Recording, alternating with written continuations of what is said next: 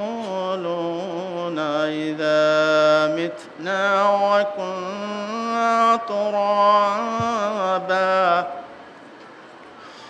وكنا ترابا وعظاما أئنا لمبعوثون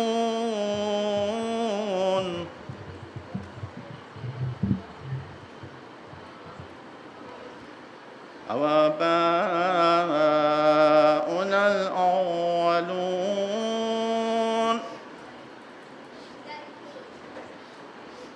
قل إن الأولين والآخرين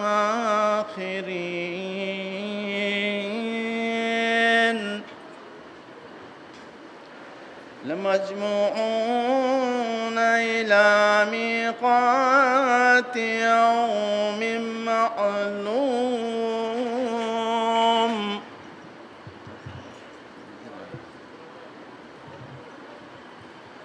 ثم إنكم أيها الضالون المكذبون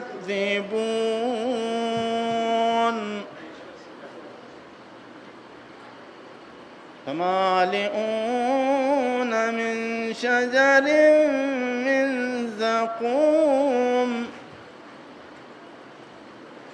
فمالئون منها البطون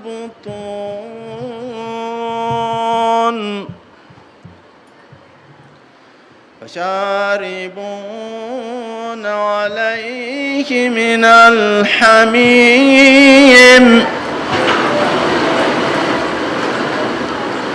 فشاربون شرب الهيم هذا نزلهم يوم الدين نحن خلقناكم فلولا تصدقون أفرأيتم ما تمنون أأنتم تخلقونه أم نحن الخالقون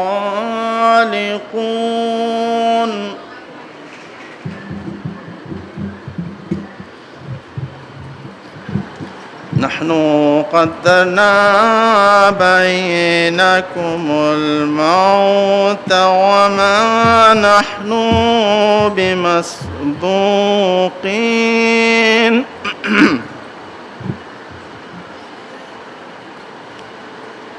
على أن نبدل أمثالكم وننشئكم فيما لا تعلمون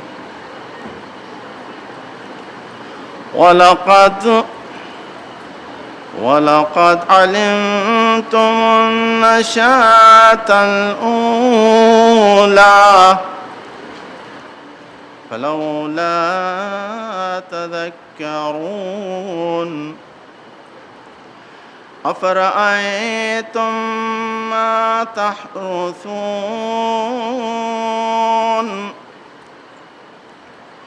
أأنتم تزرعونه أم نحن الزارعون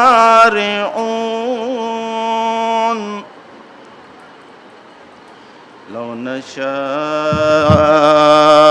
جعلناها حطاما فظلمتم تفكهون صدق الله العلي العظيم صلى الله بر محمد و آل محمد صلوات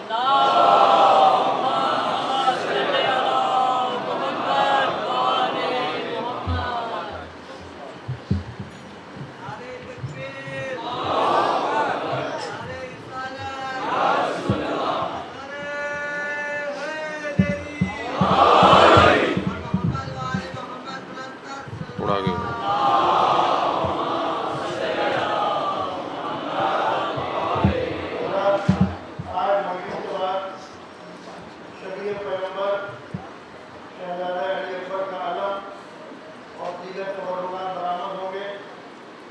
آج بھی آپ سے یہی درخواست ہے کہ اپنی اپنی جگہ پر کھڑے رہ کر نہایت ادب و احترام سے زیارت کریں اور محمد و آل محمد صلی اللہ علیہ وسلم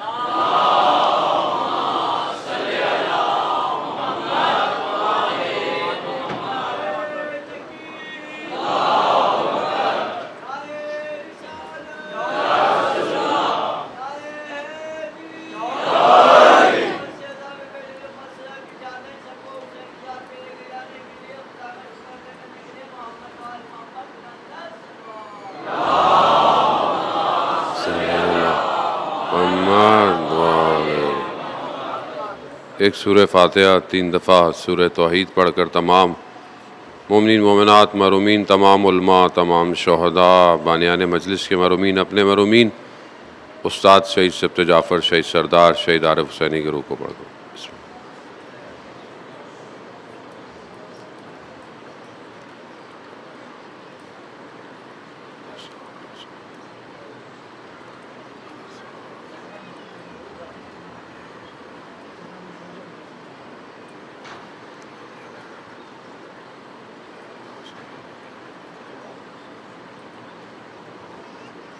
امام زمانہ کی سلامتی کے لیے ایک دفعہ صلوات بھیج دیں۔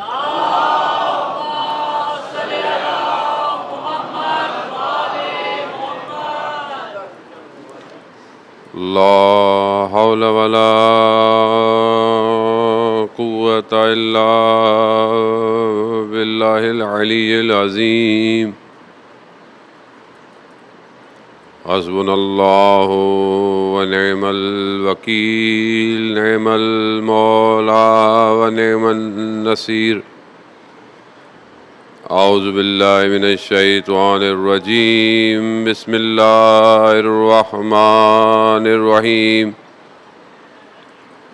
الحمد للہ الذی یؤمن الخائفین وَيُنَجِّي الصَّالِحِينَ وَيَجْزَاءُ الْمُسْتَكْبِرِينَ وَيُهْلِكُ مَلُوكًا وَيَسْتَخْلِفُ آخَرِينَ۔ والصلاة والسلام على رسول ثقلین، محبوب رب المشرقین والمغربین، جد الحسن والحسین، نبینا سیدنا بالقاسم محمد۔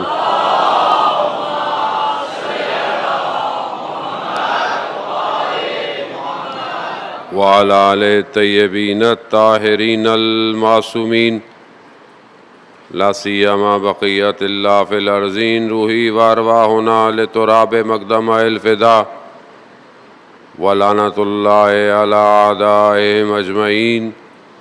بسم اللہ الرحمن الرحیم۔ رب اشرح لی صدری ویسر لی امری واحلل عقدۃ من لسانی یفقہوا قولی۔ اما بعد فقد قال اللہ تبارک و تعالی فی کتاب الحکیم والقرآن المجید، وما خلقت الجن والانس الا لیعبدون۔ صلوات بھیج دے محمد۔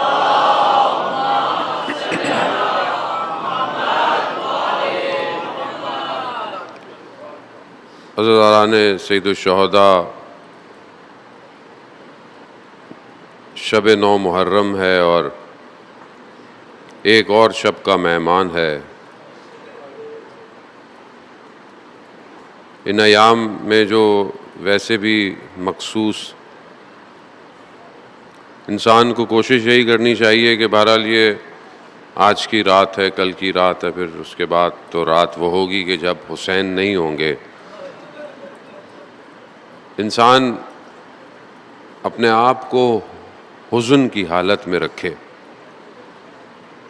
معصومین علیہ الصلوۃ والسلام سے بھی یہی روایات ہیں کہ انسان اپنے چہرے پر بھی غم کی حالت میں رہے۔ یہ نہ ہو کہ انسان مجلس میں بیٹھا ہوا ہے تو غم کی حالت میں اور اٹھے اور پھر وہی انسان جو ہے وہ، کیونکہ جب تک یہ غم اور حزن آپ اپنے وجود پہ نہیں لیں گے، آپ کربلا نہیں پہنچ سکتے۔ اس غم کو انسان کو اپنے اوپر لینا چاہیے۔ ہر زندگی کے روزمرہ کے آپ کے کام بھی ہیں، بے شک وہ آپ کرتے ہیں، لیکن کوئی بھی کام آپ کو غم حسین سے دور نہ کرے. مطلب کوئی آپ کو دور سے دیکھے تو اسے پتہ چلے کہ کوئی غم ہے اس کو. اتنا انسان کا یہ 1-2 راتوں میں حق بنتا ہے، اتنا تو کرے کم از کم. سید الساجدین امام زین العابدین علیہ الصلوۃ والسلام، اللہم صلی علی محمد. امام اپنی زندگی، پوری زندگی گریا کرتے رہے، روتے رہے. جب کھانا دیا جاتا تھا، غلام کہتا ہے مولا بستر پر کیوں نہیں سو رہے، زمین پہ کیوں سوتے ہیں، کھانا آپ کو دیں تو بھی آپ روتے ہیں. امام خود فرماتے ہیں کہ میں نے اپنے سامنے کربلا میں موجود ہوتے ہوئے اپنوں کو قربان ہوتے دیکھا ہے، تو میں کیسے پانی پیوں جبکہ میرے بابا کو پیاسا شہید کیا گیا. اب یہ حزن کیونکہ بہرحال امام ہم تو امام جیسے ظاہر نہیں ہو سکتا انسان، لیکن امام نے اس حزن کو اپنی زندگی کھا. کئی سال لوگوں نے کہا مولا بس کر دیں، کافی ہے، اتنا کتنا روئیں گے آپ. امام نے وہی کہا کہ حضرت یعقوب کا ایک یوسف کھویا تھا، وہ چھوا نہیں تھا حضرت یوسف کو، اور حضرت یعقوب جانتے تھے، لیکن فراق اور جدائی میں گریا کرتے رہے. آنکھیں سفید ہو گئی. ایک یوسف، یہاں 18 یوسف قربان ہو گئے. کیوں نہ روئے سجاد. اور یہ حزن جو ہے وہ صرف مجلس کے آخری حصے میں یا 5 منٹ میں یا چیزوں میں بیٹھ جائیں، بیٹھ جاؤ بیٹا، بیٹھ جاؤ، جہاں جگہ ملے بیٹھ جائیں. امام حسین کی عزاداری ہے، آپ کو نہیں پتا. شاید آپ یہ سمجھتے ہیں کہ پیچھے بیٹھیں گے، آپ کو نہیں پتا کہ چپلوں والی جگہوں پہ کون بیٹھا ہوا ہوگا. جہاں جگہ ملے بیٹھ جائیں، عزاداری ہے. جو آئے اسے آنے دیا کریں، جیسے آئے آنے دیا کریں. معاملہ حسین کا ہے، ہمارا نہیں ہے. پتہ نہیں کس ایک کی وجہ سے پوری مجلس قبول ہو جائے. عزیزان محترم، خوب اپنے آپ کو حزن کی حالت میں رکھیں، گریے کی حالت میں رکھیں. بہرحال کیونکہ ہم لوگ جتنے میٹلسٹک ہوتے جا رہے ہیں، دنیا جتنی ظاہری ترقی کرتی جا رہی ہے، جتنا ہماری ہر چیز کیلکولیٹڈ ہوتی جا رہی ہے، اتنی ہماری عزاداری بھی جو ہے وہ کمرشل ہوتی جا رہی ہے. ہم خود ہو رہے ہیں، ہم دوسرے پہ انگلیاں اٹھاتے ہیں، فلانا یہ، فلانا وہ، فلانی سبیل ایسے، فلانا وہ. خوب یہ ہم خود ہیں، کوئی باہر سے تھوڑی آتا ہے.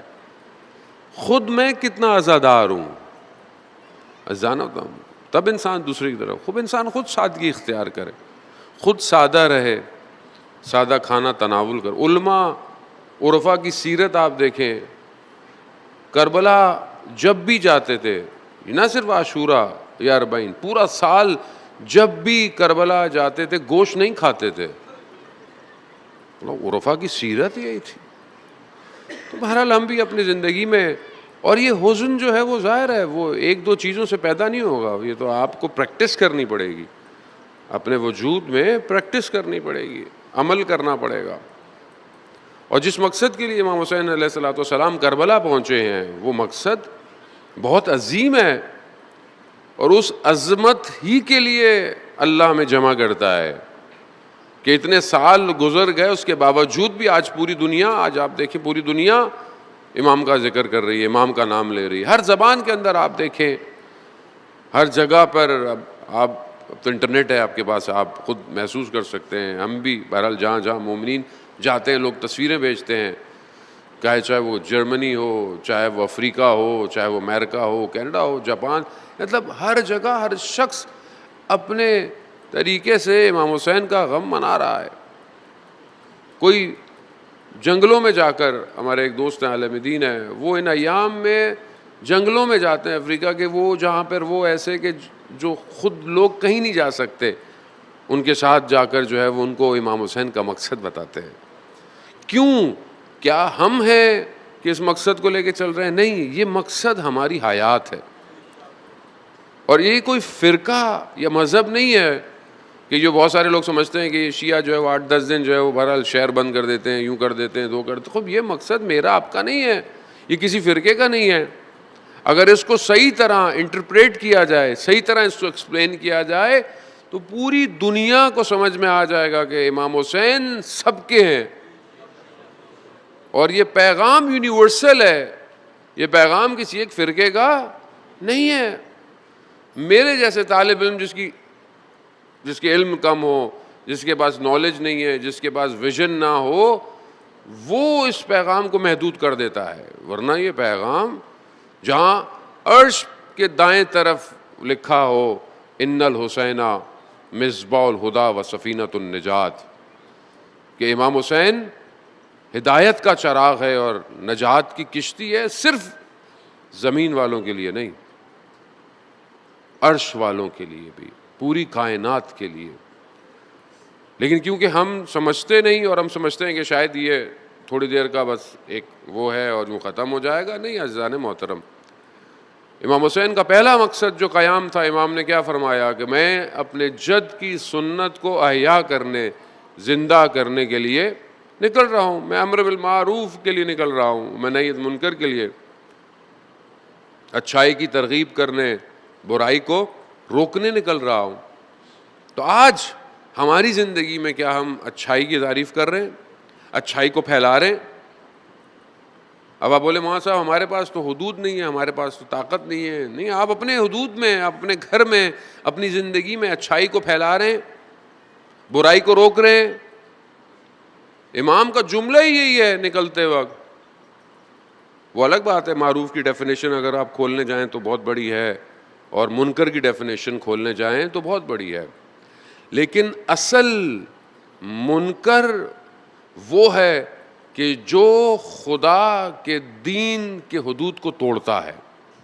اور وہ فرد نہیں ہے، صرف ایک شخص ذاتی طور پہ گناہ کرے گا، اس کا گناہ اکیلا ہے اس کی زندگی. لیکن جب ایک معاشرے میں ایسا گناہ ہو جائے جس سے پورا معاشرہ گناہ میں شکار ہو جائے، وہ منکر بہت بڑا ہے. امام حسین علیہ السلام ذاتی طور پر کسی ایک شخص کے لیے نہیں نکلے. کیا بولیں کہ یزید تھا، وہ ایسا تھا، ویسا تھا، ایسا تھا، ویسا تھا. اس طرح کے اور بھی لوگ ہوں گے اس زمانے کے اندر، لیکن کیونکہ حاکم بنا ہوا تھا اور اس مسند پہ آگے بیٹھ گیا تھا اور اس کا عمل پورے معاشرے کو فاسق کر رہا تھا. وہ محنت کہ جو 1,24,000 پیغمبروں کی محنت تھی، اس منبر پر آ کر جو ہے وہ اسلام کو تہس نہس کر رہا تھا. خود منکر ہے ہی یہی. اور یہ جو کلیش ہے کربلا میں، یہ جو ٹکراؤ ہے، یہ ٹکراؤ جیسے ہمارے یہاں بعض دوست احباب کہتے ہیں کہ جی 2 شہزادوں کی جنگ تھی. شہزادہ تو دیکھیں آپ، ایسے آپ ہی کے شہزادے ہوں گے، ہمارے نہیں ہوتے.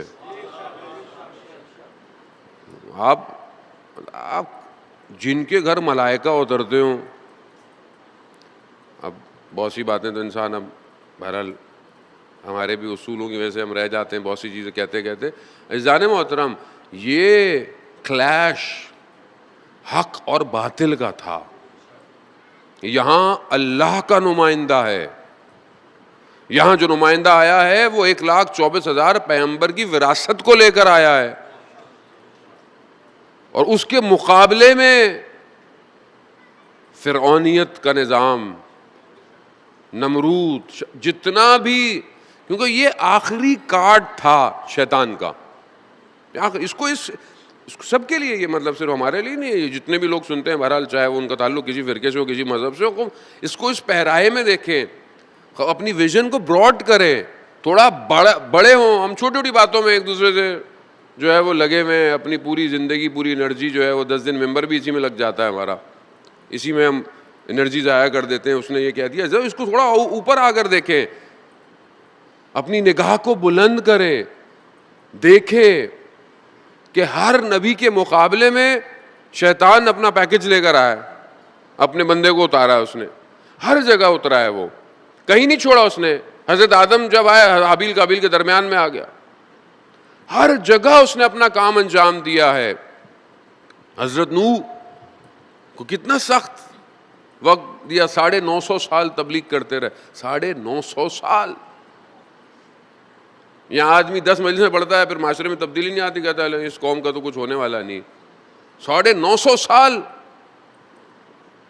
ہمارا کام، وہ بھی اگر توفیق ہو، ہمارا کام تبلیغ کرنا ہے. قرآن اپنے محبوب سے یہ فرما رہا ہے کہ اے میرے محبوب، اے میرے رسول، آپ کا کام پیغام دینا ہے، ہدایت دینا. اللہ کہتا ہے میرا کام ہے، وہ ہمارا بھی یہ کام ہے. کوئی اچھا ہو، خدا جس کی دل چاہے ہدایت دے. 950 سال کے باوجود کشتی میں کتنی مشکل ہوئی. کشتی بنانے میں کو پہلے کشتی بھی نہیں تھی، پانی بھی نہیں تھا، اس طرح کا کانسیپٹ ہی نہیں ہے. لوگ تمسخر کر رہے ہیں، حضرت نوح کو مذاق اڑا رہے ہیں، یہ کیا بنا رہے ہو، یہ کس لیے بنا رہے ہو، یہ کس چیز کی تیاری ہے. ان لوگوں نے کشتی دیکھی نہیں تھی کبھی، پانی کہاں سے آئے گا. کتنا سخت ہے حضرت نوح کے لیے، کتنا انہوں نے، لیکن کام کر رہے ہیں. کیوں؟ اللہ نے کہا ہے، کیے جا رہے ہیں. لکڑیوں کو ٹکڑوں کو جوڑا، اور جب پانی برسنا شروع ہوا اور زمین نے نگلنا شروع کیا پانی کو، تب پتہ چلا یہ جو کام ہو رہا تھا یہ نجات کی کشتی تھی. اور جو سوار ہو گئے. حضرت نوح کا اپنا بیٹا سوار، قرآن ہے، نہیں ہوا. کوشش کی انہوں نے، کہا پروردگار نے کہا نہیں نوح، یہ تمہارا اہل یعنی خاندان ہونا یا رشتہ دار ہونا کمال نہیں ہے، اصل نسبت ہونی چاہیے. نسبت ہو. نسبت کیا ہے؟ تمہارا اہل ہی نہیں ہے، یہ نادان کے ساتھ بیٹھتا ہے. ہم نہیں سوار ہوئے. اس لیے رسول خدا حضرت محمد مصطفیٰ صلی اللہ علیہ وآلہ وسلم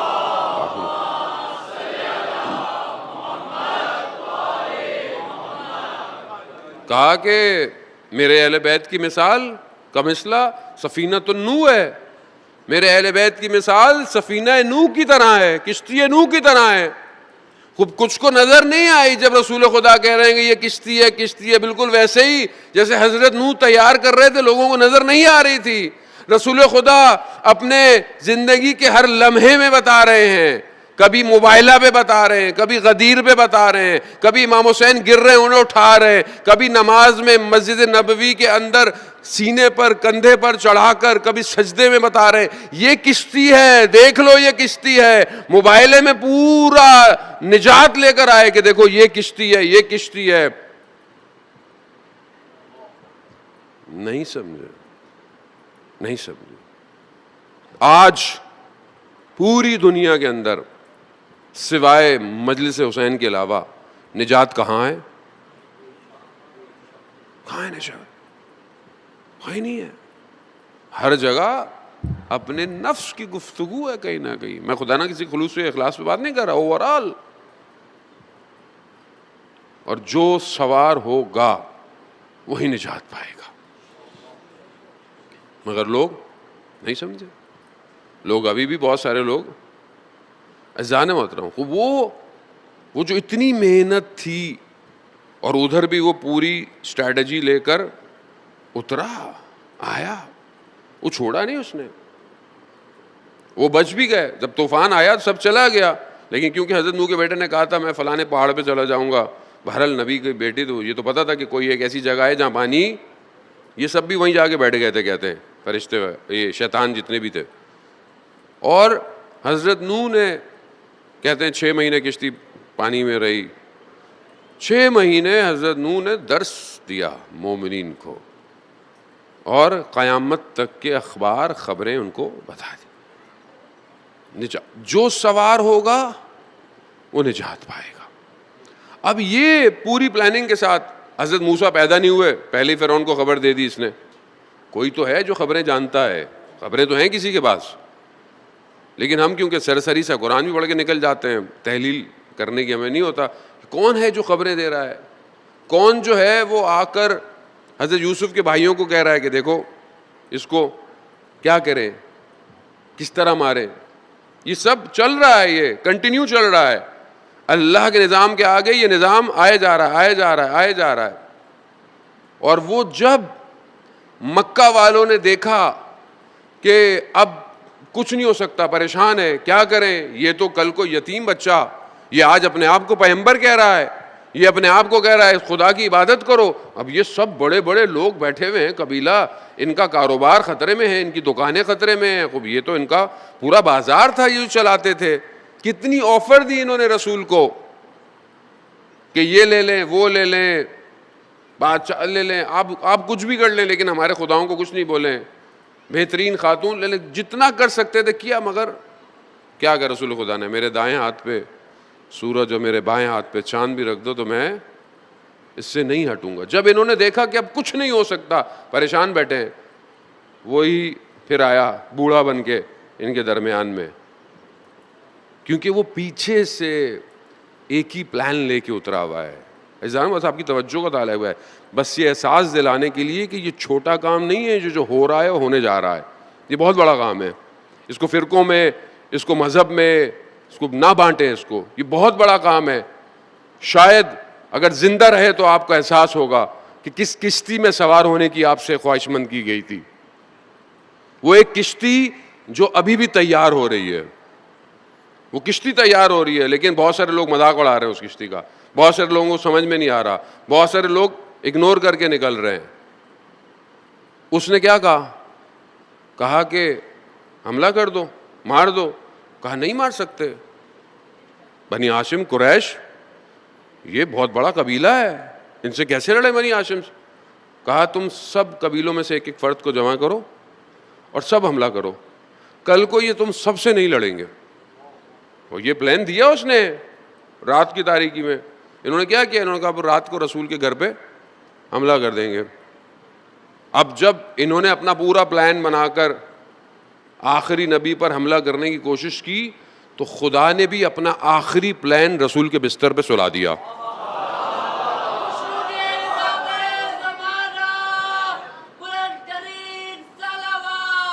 اللہم صلی اللہ، یہ پوری طاقت تھی شیطان کی جو کفار مکہ کے پاس آ کر اس نے ختم ہو جائے گا معاملہ، یہ سب ختم ہو جائے گا، مگر انہیں کیا پتا تھا کہ خدا کا بھی ایک آخری پلان اتر چکا ہے، اور ایسا سوئے کہ دشمن دیکھ نہ پایا نبوت ولایت میں ضم کیسے ہوئی ہے۔ ولایت نبوت میں ایسی ضم کہ پتہ کہ کون نبی ہے کہ ولی ہے۔ اگر ولی ہے، اور رسول خدا نے خود کہا کہ دیکھو علی میرے بعد نبی، میری آپ سے نسبت کیا ہے؟ جو موسیٰ کی ہارون سے، مگر میرے بعد نبی نہیں ہے۔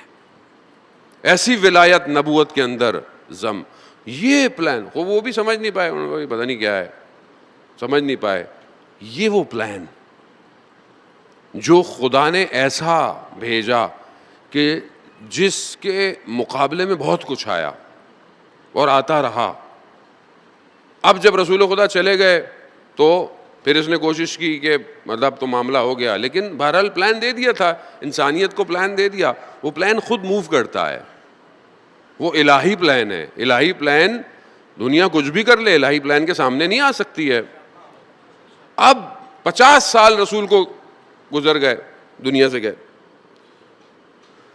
انہوں نے جو پوری کوشش کی تھی اس میں تو یہ رہ گئے کہ مار دیں گے، کچھ کر لیں گے۔ انہوں نے پھر کیا کیا؟ دیکھیں عزیزان محترم، اس کو ہم لوگ بعض اوقات ناموں میں، چیزوں میں اپنی انرجی کو ڈال کر اور بس تھوڑی سی بھڑاس نکال کے نکل جاتے ہیں، اس کو سمجھنے کی کوشش کریں خدا کے لیے۔ یہ مسئلہ صرف ناموں کا یا چند شخصیتوں کا نہیں ہے، یہ اس پلان کا ہے کہ جب شیطان کو خدا نے نیچے بھیجا ہے، حبوط کیا ہے، اس کو ساکت کیا ہے، اس وقت اس نے خدا سے مہلت مانگی ہے۔ اور خدا قرآن میں کہہ رہا ہے کہ کیا میں نے تم سے عہد نہیں لیا کہ تم شیطان کی عبودیت نہیں کرو گے؟ خدا نے عہد لیا، خدا پوچھ رہا ہے بندوں سے تم کیوں شیطان کی عبودیت اور بندگی کرتے ہو؟ عدو مبین ہے وہ، اس کے پلان کو سمجھے۔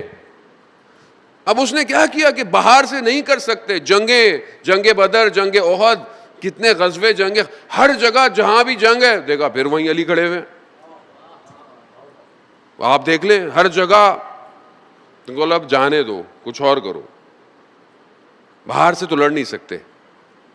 شیطان ہے. دشمن شناسی آپ کو پتا ہے اسلام کے بہت سالوں تک دشمن شناسی کو خاموش کیا گیا. دشمن کا ذکر نہیں کرو، دشمن کے بارے میں بات نہیں کرو. دشمن کون ہے بتاؤ نہیں قوم کو. دشمن نہیں بتائیں تو پھر آپ تبرہ کس پہ کریں گے؟ تولا اور تبرہ آپ سمجھتے ہیں 2-4 باتیں کہ اگر تبرہ پورا ہو تو تبرہ یعنی براءت کرنا. براءت کا مطلب لفظی صرف نہیں ہے، براءت کا مطلب اپنے وجود سے براءت کرنا اس کا، اور وہ کام کریں کہ جس سے دشمن خود جل جائے. دشمن جلے آپ کے کام سے. بولے اتنی محنت کی اس قوم کے اوپر، اس کے اوپر، یہ پھر وہی کر رہی ہے. شیطان اتنی محنت کرتا ہے کہ ایک جوان صبح فجر کی نماز نہ پڑھے صرف اس لیے، مگر جیسے ہی وہ نماز پہ کھڑا ہوتا ہے، حدیث ہے کہ جب کوئی نماز پڑھتا ہے شیطان ناک زمین پر اس کی رگڑی جاتی ہے. دشمن کو پہچانے. اس نے پوری کوشش کر کر کیا کیا؟ نفوذ. ویسی رگوں میں نفوذ کیے ہوئے وہ اندر گھوم رہا ہے. آباء و اجداد سے واقف ہے وہ آپ کے. میرے دادا کے اندر کیا مشکل تھی شیطان جانتا ہے. خاندانی اس کے اندر مشکل چلی آ رہی ہے، میں اس کو یہی ماروں گا. شیطان جانتا ہے. ہم کہتے ہیں نا بھائی ان کے تو والد بھی ایسے تھے، ان کے تو دادا بھی ایسے تھے، تو ہم تھوڑا بہت ہمیں پتا. وہ ہمارے آباء و اجداد سے واقف ہے. اس نے کیا کیا؟ اس نے بولا، اس نے وہ کام کیا کہ 50 سال میں وہ امت، وہ مسلمان حکومت کہ اس کا حکمراں ایک فاسق شخص جو شرابی ہے، جو جانوروں سے کھیلتا ہے، جو نہ حلال کرتا ہے نہ حرام جانتا ہے، اس کو منبر رسول پہ بٹھا دیا. اس نے کتنا کام کیا. 1-2 لوگوں کو نہیں خریدا، پوری امت خاموش ہے. خاموش. کتنے لوگ تھے جمع کریں تو کتنے تھے گورنر سارے؟ کتنے تھے؟ پروپوگنڈا سب چیزیں ایسی کر دو، امت خاموش ہے. خاموش ہے. شرابی شخص نمازیں پڑھا رہا ہے، امت خاموش ہے. کیا شیطان. اس کا یہ آخری کارڈ تھا جو اس نے جمع کر کے رکھا ہوا تھا، مگر اسے نہیں پتا تھا کہ آگے حسین ابن علی ہے. وہ اس کے خون کا قطرہ پوری کائنات میں ظلم کے مقابلے میں لوگوں کو کھڑا کر دے گا. خدا کا پلان تھا. یہ پلان الہی تھا کہ امام حسین نے آ کر کربلا ڈیزائن کی ہے خود. اور آج تک یہ جو ہم سب جمع ہوتے ہیں، بیٹھتے ہیں، یہ کرتے ہیں، اس لیے کہتے ہیں اظہار محترم عزاداری میں روح عزاداری سے دور مت جائیے. ہر ملک میں، ہر شہر میں، ہر جگہوں پر رسومات ہوتی ہیں، چیزیں ہوتی ہیں، ٹھیک ہے، لیکن کوئی ایسی چیز جو روح عزاداری کو دور کرے اس سے دور ہو جاؤ. کیونکہ یہ آپ نہیں ہو، یہ امام حسین کا پیغام ہے، اس سے زندہ رکھنا ہے. اگر آپ کی عزاداری، آپ کا جمع ہونا، آپ کا ملنا امام حسین کے مقصد کو زندہ نہیں کر رہا تو پھر آپ رکیں، سوچیں کہ ہم کر کیا رہے ہیں. اگر آج آپ وقت کے یزید کو پہچان نہیں سکتے، اگر آپ اس کے مقابلے میں کھڑے نہیں ہو سکتے، اگر آج آپ ظلم کے مقابلے میں مظلوم کی زبان نہیں بول سکتے، آپ حسین ابن علی کو نہیں پہچانے. پھر اس کا مطلب ہے نہیں پہچانے.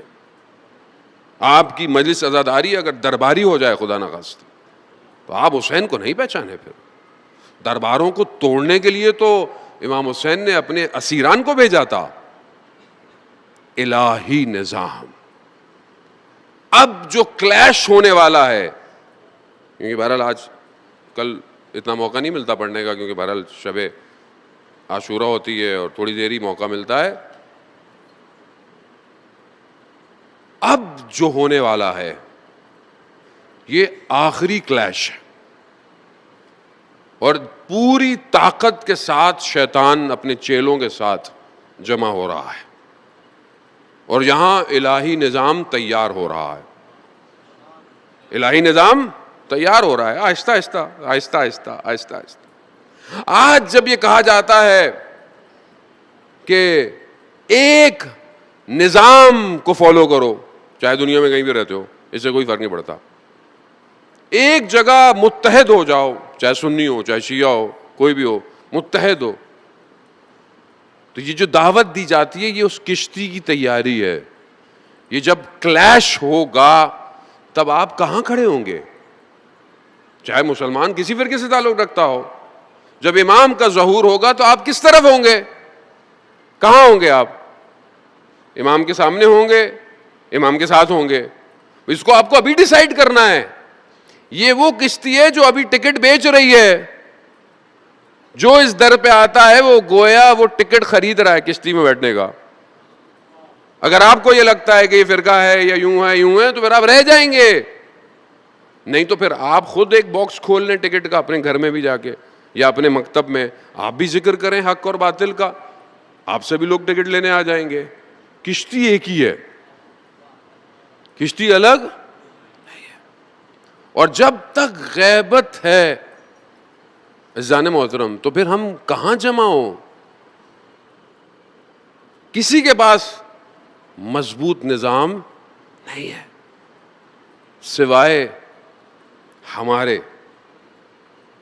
مرجیت کا نظام غیبت کے پردے میں وہ کشتی ہے کہ جو اس سے اٹیچ ہو رہا ہے وہ ظہور تک پہنچے گا. اب ادارے لوگ اس بولے مولانا صاحب آپ یہ کیسی باتیں کر رہے ہیں، کیا ہو رہا ہے؟ یہ اب نظر نہیں آ رہا آپ کو؟ آپ نابینا ہے. عراق کی حالت کیسی تھی؟ سیریا کی حالت کیسی تھی؟ کس نظام نے بچایا ہے؟ ایک مرجے کا فتویٰ $1 ٹریلین کی حکومت ضائع کر دیتا ہے. سمجھنے کی کوشش کریں. خوب نہیں سمجھ میں آتا مسئلہ نہیں، پڑھیں سیکھیں. کم از کم دشمن کی زبان نہ بولے. دشمن اسی نظام کو توڑنا چاہتا ہے لیکن ہو نہیں سکتا کچھ بھی. غور کیونکہ دنیا کیا پوری دنیا نے طاقت لگا لی، کچھ بھی نہیں ہو پایا. اب ویسے بھی کچھ نہیں ہونے والا کیونکہ اب تو ویسے ہی ہم بہت قریب پہنچ چکے ہیں. لیکن بہرحال میں تو وہ ٹکٹ خرید لے کر آیا تھا کہ جو رہ گیا وہ سوار ہو جائے. عزیزان محترم اللہ جل اللہ جل اللہ جل اللہ جل اللہ جل اللہ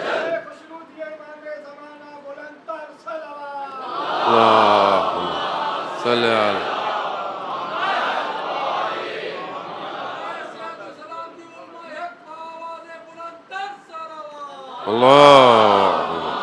صلی اللہ. وہ دشمن بہت خطرناک ہے، آسان نہ لے اس کو. آپ گھر بیٹھے ہوں گے، آپ اکیلے ہوں گے، آپ محلے میں ہوں گے، آپ اس کا مقابلہ نہیں کرنا. آسان تھوڑی ہے. وہ تو آپ کے گھروں میں گھسا ہوا ہے، آپ کے موبائلوں میں گھسا ہوا ہے. سارا نیٹ ورک، سارا ڈیٹا، ساری انفارمیشن، ساری اپلیکیشن، ساری آپ کی لائکس ڈس لائک، ہر جگہ اکنومی، ہر جگہ گھسا ہوا ہے. آسان ہے اس سے لڑنا. اس کے لیے نظام چاہیے، نظام، اتحاد چاہیے، نیٹ ورک چاہیے. کون دے گا وہ نیٹ ورک؟ کون بنائے گا اس نیٹ ورک کو؟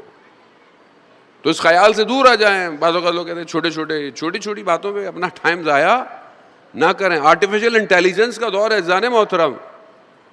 اس ٹائم وار ٹیکنالوجی کی وار ہے. اس ٹائم ڈیٹا جس کے پاس سب سے زیادہ ہے وہ جیتے گا. آپ چھوٹی موٹی باتیں کر کر آپ کے کائنات کو ادھر سیٹلائٹ کو موڑ سکتے ہیں. کتنی سیٹلائٹیں بھیجی ہیں ہم نے آج تک. سیٹلائٹ دنیا کو ایک آنکھ سے دیکھتی ہے.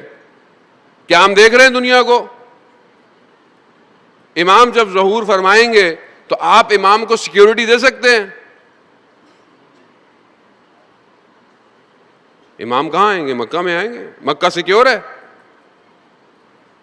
اب تو سنا وہاں اپلیکیشن ہے، نماز پڑھنے میں جاؤ تو اپلیکیشن میں کر کے جاؤ. کیوں کر رہے ہیں؟ ڈیٹا چاہیے ان کو. کلیش بہت بڑا ہے عزیزان محترم، بہت بڑا کلیش ہے. یعنی پوری بشریت کا آخری ٹکراؤ ہے یہ، آخری.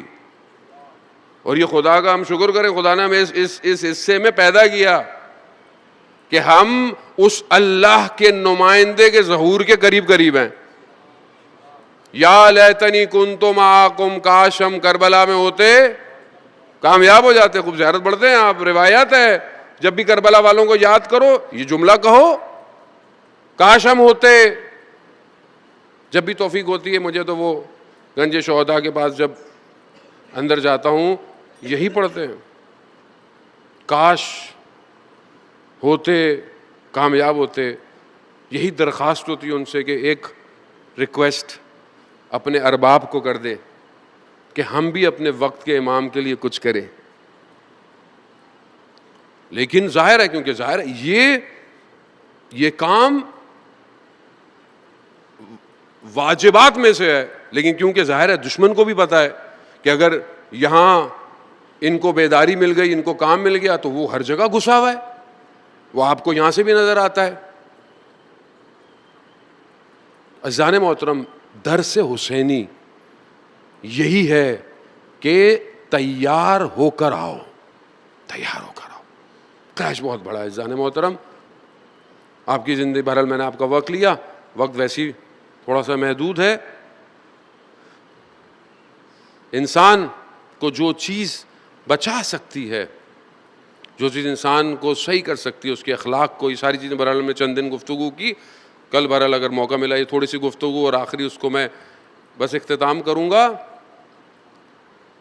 جب طالوت اور جالوت قرآن میں قصہ ہے، خوب ایک ستمگر ہے اور اس کا لشکر بہت بڑا ہے، اور جب جو ہے وہ اسے کہا گیا کہ لڑو ان کے ساتھ، تو وہ قرآن کی آیات ہیں، وہ کہتا ہے نہیں، ان کا تو لشکر بہت بڑا ہے، ان کے پاس ان سے کون لڑے گا. لیکن خدا پر ایمان قلیل لوگوں کو کثیر پر غلبہ دے دیتا ہے. خدا پر ایمان. اور ایمان کس کا، کس چیز کا؟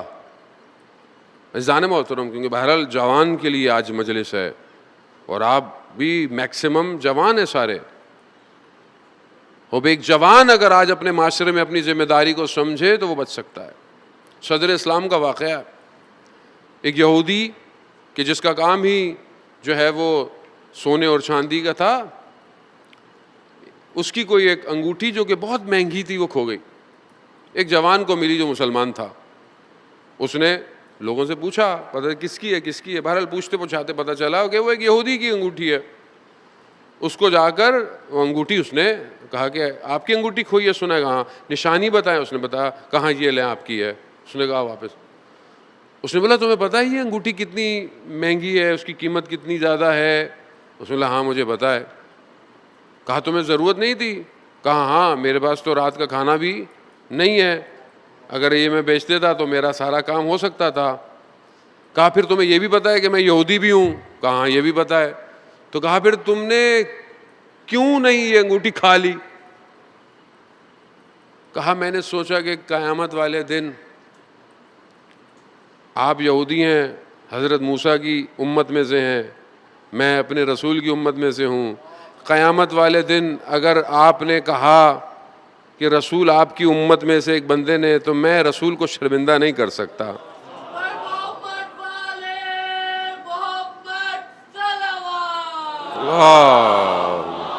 صلی اللہ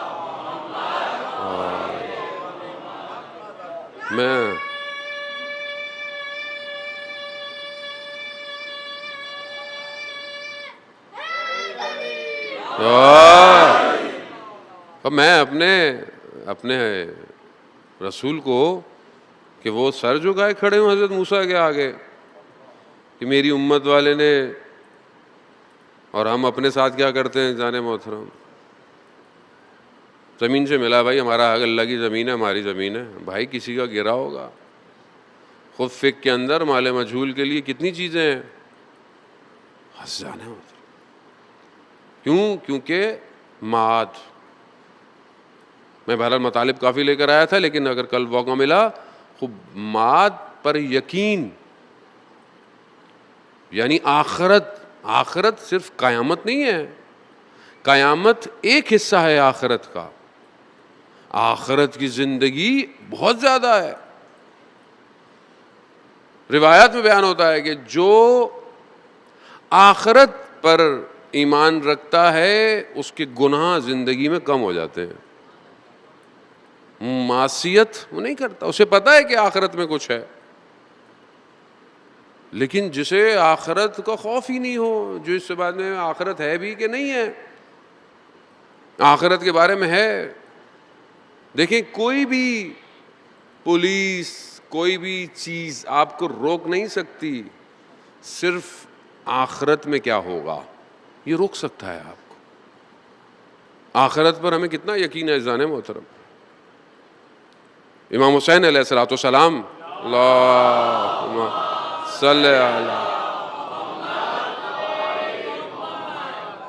امام حسین علیہ الصلوۃ والسلام جب عمر ابن سعد لعین سے جب ملاقات بھی کی ہے، 6 لوگ، 3 ادھر ہیں 3 ادھر ہیں، تب بھی امام نے اسے کہا کہ جو ہو گیا وہ ہو گیا، مگر تمہیں آخرت پہ یقین نہیں ہے، تمہیں قیامت کا خوف نہیں ہے، نہیں ہے۔ اور جہاں جن کو خوف ہوتا ہے ان کی زندگی میں آپ اثرات دیکھیں، آپ اپنی زندگی میں، یہ پریکٹیکل ہے عزیزان محترم۔ اگر انسان کی یہ جو آپ مثلاً ٹی وی دیکھ رہے ہیں، کمرشل دیکھ رہے ہیں، یوٹیوب دیکھ رہے ہیں، کچھ دیکھ رہے ہیں، اگر تھوڑی تھوڑی دیر بعد مثال کے طور پر آخرت کا ایڈ آ جائے، قیامت ہے، یہ ہے، آپ دیکھیں کیسے صحیح ہو جاتا ہے آدمی۔ جیسے ہماری بہن کہنے لگی بھائی ہم تو کچھ بھی دیکھ رہے ہوتے ہیں، ایک نہ ایک یوٹیوب میں نا آپ کا کلپ آ جاتا ہے اور یہ کہہ رہا ہوتا ہے کہ کچھ اور نہیں دیکھنا۔ اگر قرآن اچھی خاصی مقدار میں آخرت کے واقعات بیان کر رہا ہے، یوم حسرت ہے، حسرت کھائے گا شخص کہ کاش میں نے، جوان کے لیے ذہن محترم بہت ضروری ہے۔ میں بہرحال جو یہ نہیں خدا نخواستہ جن کی عمر زیادہ ہے ان کو چاہیے کہ وہ نہ، خاص طور پہ جوان، خوف جوان کو بچاتا ہے۔ میر داماد یا ان کے والد کا واقعہ ہے، بہت مشہور واقعہ، علماء اکرام، میں نے بھی کئی دفعہ اس کو بیان کیا ہے۔ جو اس وقت کا سلطان تھا اصفہان کا، اس کی اہل میں سے، اس کے اہل حرم میں سے ایک بیٹی، گھر میں کوئی لڑائی ہوئی اور کسی وجہ سے بہرحال شہزادی تھی، گھر سے نکل گئی۔ بہت ڈھونڈا انہوں نے لیکن نہیں ملی۔ دوسرے دن دیکھا بیٹی صبح خود ہی واپس آ گئی۔ سلطان نے جب پوچھا جا کے کہ گھر والوں سے کہ بچی کیا ہے، کہاں گئی، کیسی ہے، سالے میں سب کچھ ہے، کہاں؟ کہا بیٹی کو بلاؤ۔ کہا آپ کہاں گئی تھیں؟ کہا میں بہرحال ناراض ہو گئی تھی، نکل گئی میں۔ نکلتے نکلتے اصفہان کا بازار تھا، رات ہو گئی تھی، تاریکی بازار بند، تو دیکھا ایک کوچے میں ایک دروازہ کھلا تھا، روشنی آ رہی تھی، تو میں وہاں چلی گئی۔ کہا پھر؟ کہا وہ میں نے دیکھا تو وہاں پر ایک حجرے میں ایک طالب علم بیٹھا ہوا پڑھ رہا تھا، ایک شمع لیے، کندیل لیے۔ میں نے پھر کہا، میں نے اس کو بولا کہ مجھے رات گزارنی ہے، میں رات رہی۔ کہا اس لڑکے نے تمہیں کچھ نہیں کہا، کچھ نہیں کیا؟ کہا نہیں، کچھ بھی نہیں کیا۔ کہا اس طالب علم کو لے کر آؤ۔ اس کو لایا، اس سے پوچھا، کہا تم نے ہماری بیٹی کو دیکھا؟ کہاں؟ جب پہلی دفعہ اندر حجرے میں آئی تو میری نگاہ پڑی۔ کہا کیسی تھی؟ کہا میں نے پہلے کبھی اس سے بہتر خاتون میں نے دیکھی نہیں تھی۔ کہا پھر کیا وجہ ہے کہ ساری رات وہ تمہارے حجرے میں رہی اور تم نے اس کی طرف دیکھا بھی نہیں؟ تو وہ طالب علم کہتا ہے کہ جب بھی مجھے وسوسہ ہوتا تھا دیکھنے کا، میں اپنی ایک انگلی کو اس قندیل پہ رکھ دیتا تھا، اس خوف سے کہ دنیا کی آگ، قیامت کی آگ کے سامنے کچھ نہیں ہے۔ اور پھر کہتے اس نے اپنا ہاتھ نکالا، اس کا پورا ہاتھ، یعنی ساری رات وہ اپنی انگلیاں جلاتا رہا اور صبح ہو گئی۔ عزیزان محترم، جہنم کی آتش، لوگ جب اس مکر میں جائیں گے نا تو سوال پوچھیں گے، تم یہاں کیوں آئے، تم یہاں کیوں آئے، تم یہاں کیوں آئے؟ ایک کہے گا کہ میں نماز نہیں پڑھتا تھا، ایک کہے گا کہ میرے دوست اچھے نہیں تھے، کچھ لوگ کہیں گے کہ ہمیں قیامت پر یقین نہیں تھا صحیح طرح. اور جنہیں یقین ہوتا ہے قیامت پر، ان کے لیے دنیا کی کوئی مشکل نہیں ہے. بالکل اس جوان کی طرح کہ جو اپنے بابا کے ساتھ ساتھ آ رہا ہے. اور امام حسین علیہ السلام کی آنکھ لگی، امام نے جب آنکھ کھولی کہا انا للہ و انا الیہ راجعون. اس جوان نے پوچھا بابا یہ کلمہ آپ کی زبان پہ جاری کیوں ہوا؟ کہا بیٹا میں نے خواب میں دیکھا منادی پیچھے پیچھے ندا دے رہا ہے اس کاروان کے کہ موت ان کے پیچھے پیچھے آ رہی ہے. اس جوان کا جملہ، ہمارے جوانوں کے لیے رول ماڈل کون ہے؟ کربلا اسوہ حسنہ دیتی ہے، آپ کو رول ماڈل دیتی ہے. جوانوں کے لیے رول ماڈل علی اکبر ہے. یہ جوان اپنے بابا کی بات سن کر کیا کہتے ہیں؟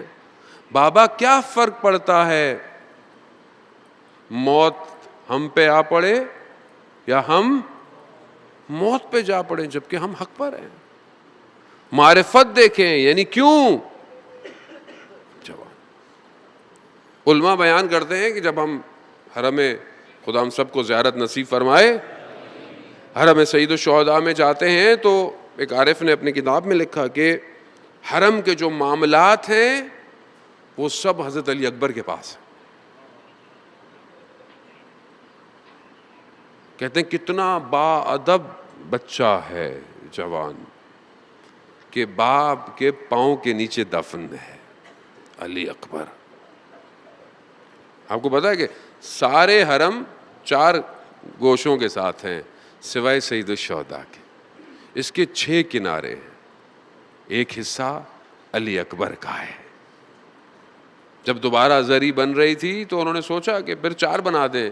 عنایت اللہ عظم بہجت نے منع کیا کہ جو حضرت علی اکبر کا حصہ ہے اسے ویسے ہی رہنے دیا جائے.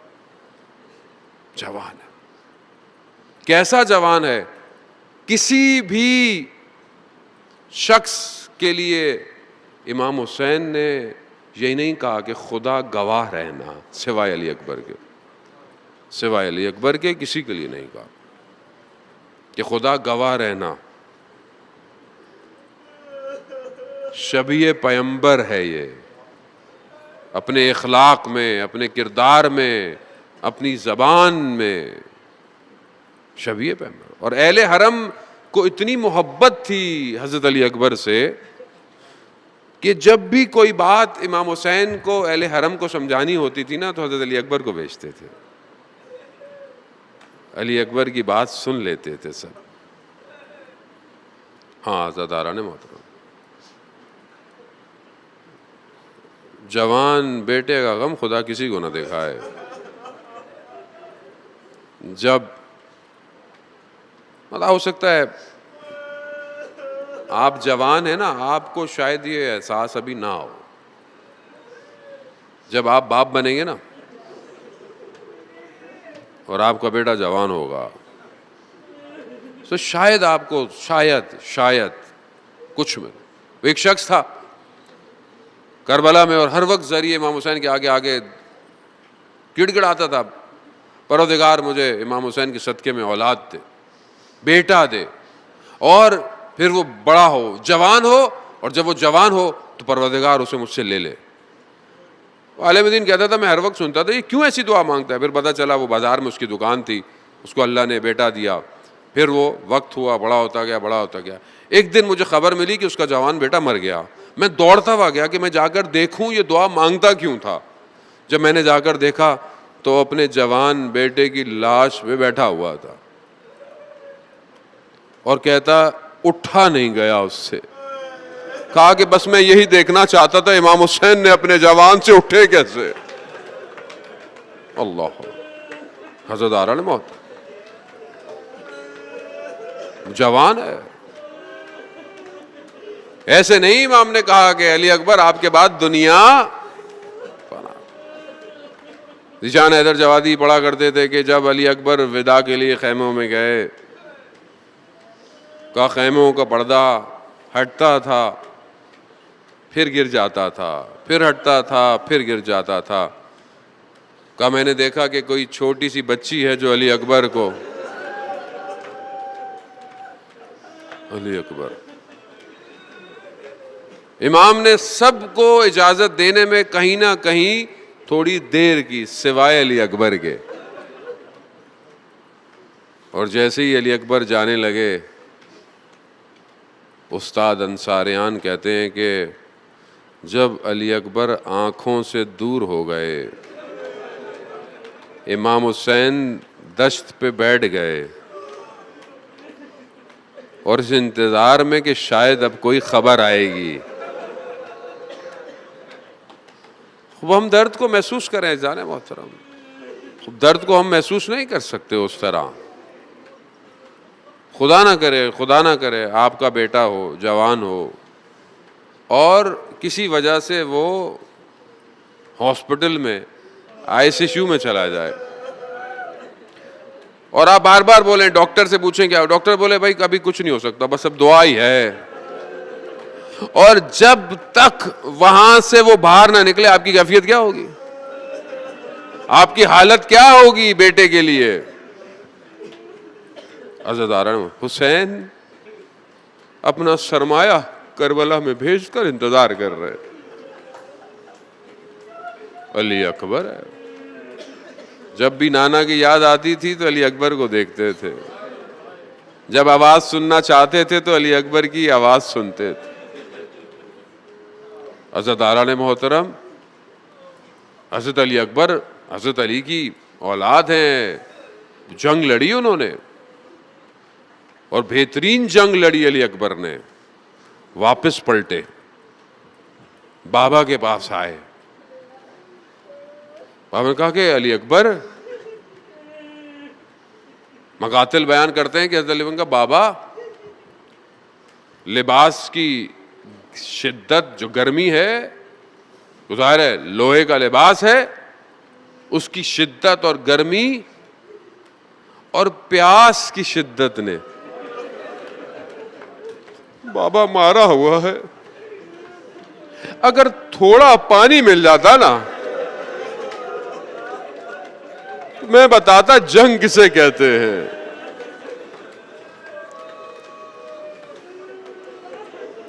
اولاد باپ کے پاس آئے کچھ مانگنے اور باپ کے پاس نہ ہو.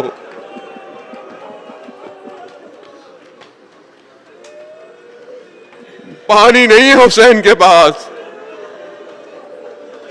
غربت ہے امام حسین ہے. امام حسین نے کیا، مقاتل کہتے ہیں، امام نے علی اکبر کو کہا علی اکبر اپنی زبان کو میری دہان میں دے دو. جیسے ہی زبان مولا کے دہان میں گئی، علی اکبر نے چیخ ماری، کہا بابا آپ کا زبان، آپ کا گلا تو مجھ سے بھی زیادہ خوش.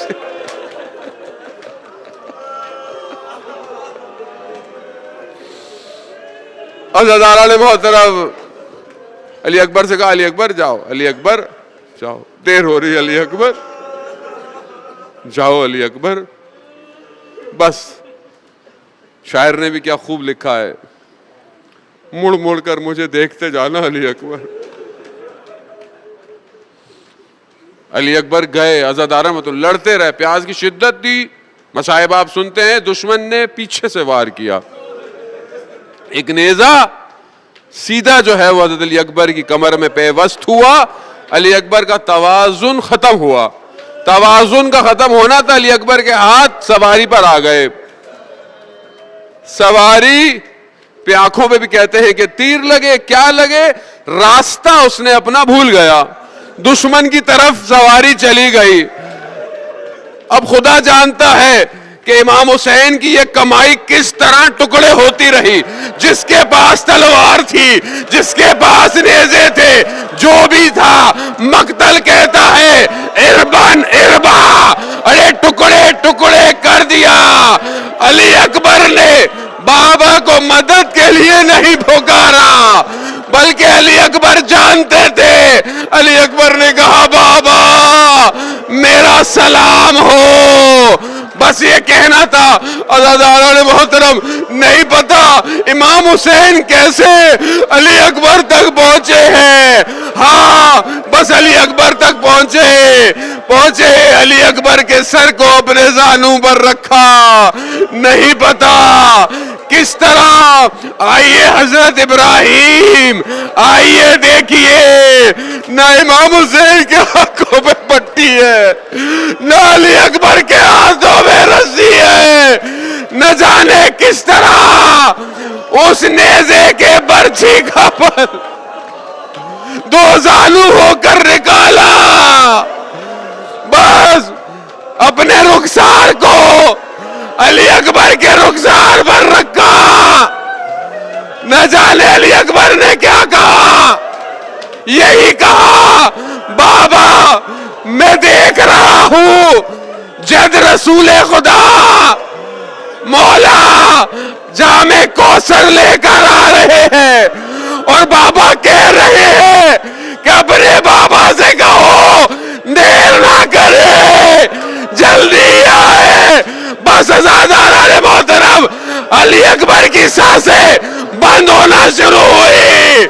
ارے امام حسین دشت کربلا میں اپنے بچے کو سر پر رکھا. 3 دفعہ کہا ولدی ولدی ولدی. علی اکبر علی اکبر.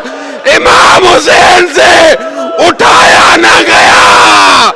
بنی ہاشم آؤ. علی اکبر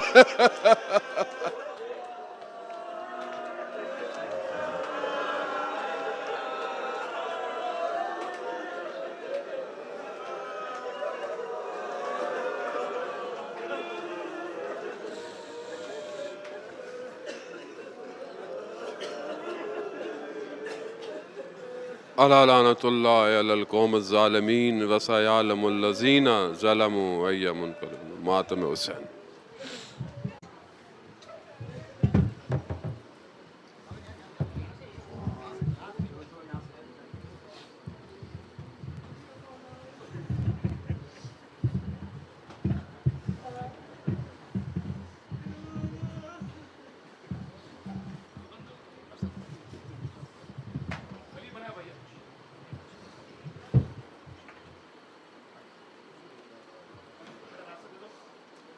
مہندی کی شب آئی. مہندی کی شب آئی. کیا بولے بانو پکاری رن میں یہ بانا لہو فغان. ناشاد نوجوان بانو پکاری رن میں یہ بانا لہو فغان. ناشاد نوجوان بانو پکاری رن میں یہ بانا لہو فغان. ناشاد نوجوان اکبر علی جواب تو ڈھونڈوں کہاں کہاں. ناشاد نوجوان اکبر علی جواب تو ڈھونڈوں کہاں کہاں. ناشاد نوجوان بانو پکاری رن میں یہ بانا لہو فغان. ناشاد نوجوان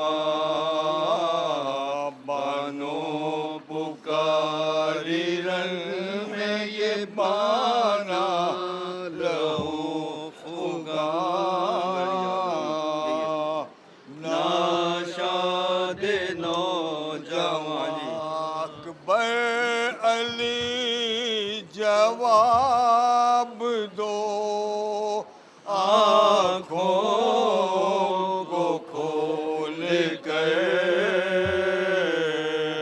خوش کر دو بول کر اکبر علی جواب دو آنکھوں کو کھول کر خوش کر دو بول کر کرتی ہے ماں تمہاری محبت کا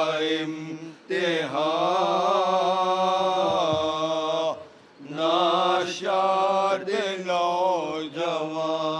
نوجوان کرتی ہے ماں تمہاری محبت کا امتحان ناشاد نوجوان بانو پکاری رن میں یہ بانا لہو فغان ناشاد نوجوان چھاتی پہ ایک ہاتھ ہے آنکھیں ہیں دونوں بند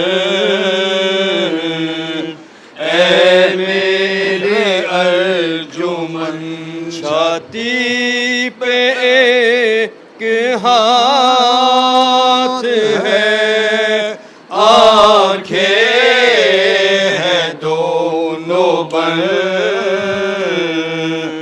اے میرے ارجمن تین چار بار پکاری